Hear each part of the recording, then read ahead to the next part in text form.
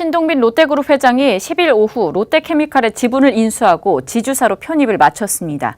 지배구조 개편에 시동을 거는 모습인데 어떤 의미인지 남은 과제와 전망, 산업부 박혜미 기자와 살펴보도록 하겠습니다.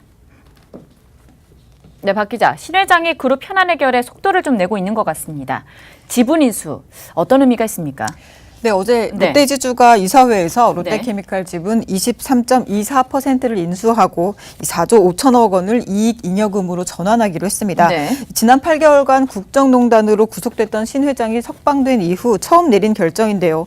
투명 경영 강화와 지주 친화 정책의 일환이라고 롯데 측은 설명했습니다. 특히 이번 롯데케미칼 지분 인수는 지주사 체제 강화를 위한 작업 중의 하나로 신 회장이 지배구조 개편 과제 해결에 본격적으로 나선 것으로도 풀이됩니다.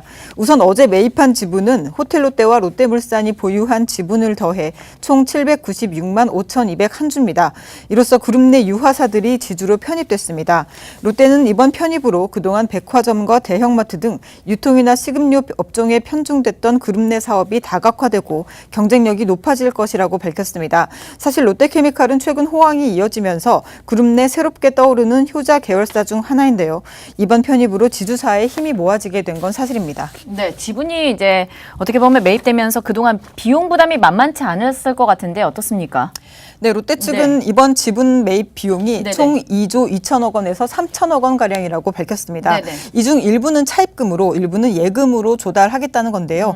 정확한 비율은 공개되지 않기 때문에 얼만큼이 차입금인지 예금인지는 알 수 없습니다. 다만 이 차입금에 대한 재무부담 해소가 과제입니다. 이 재무부담은 롯데지주가 해결해야 할 또 다른 과제인 금융사 처분과도 연결해서 볼 수 있습니다. 금융사를 정리해야 하는 시한이 1년여가량 남은 만큼 단기적으로 해결 가능한 과제로도 분석됩니다. 업계 전문가 얘기 들어보시죠. 재무 부담을 어떻게 해소하는지 이제 금융사 처리랑 연관이 될 수도 있고요. 이게 금융사를 처분하면은 뭐 대부분 해소할 수 있을 거로 보이는데요. 금융은 좀 단기적으로 보여지고요. 결론이 나는데 오래 걸리진 않을 수 있고요. 네, 호텔롯데 상장도 경영권을 강화하기 위한 시급한 과제인데 신 회장이 경영 일선에 복귀한 만큼 속도를 좀 낼 수 있겠습니까? 네, 말씀대로 호텔롯데 상장은 일본 롯데로부터의 경영권 탈환 시도에서 벗어나고 이 지주사 체제를 완성하기 위해서는 꼭 필요한 과제 중에 하나입니다. 하지만 호텔롯데 상장도 시간이 좀 걸릴 것으로 보입니다. 호텔롯데 상장은 면세업계 상황에 따라서 좌우됩니다. 면세업의 경우 지난해 사드 여파로 타격이 좀 컸기 때문에 올해 실적은 상대적으로 많이 회복된 상태입니다. 하지만 장기적으로 불확실성이 아직 해소되지 않고 있다는 평가입니다.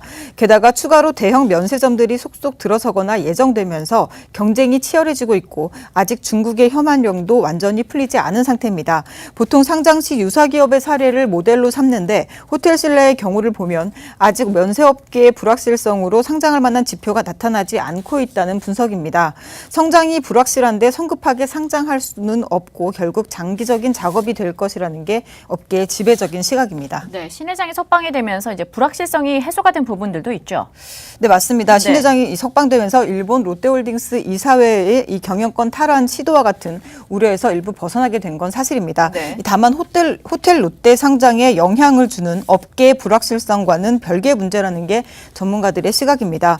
반면에 한일 롯데의 경영권에 대한 불확실성이 크게 해소됐다는 점은 경영 안정성 면에서 시장에서도 긍정적이라는 평가입니다. 일본 롯데홀딩스에 대한 지배력이 악화되는 게 아닌가에 대한 의구심이 계속 있잖아요. 이제 그 부분이 좀 이제 나오시면서 어느 정도 해소가 됐다고 봐야죠.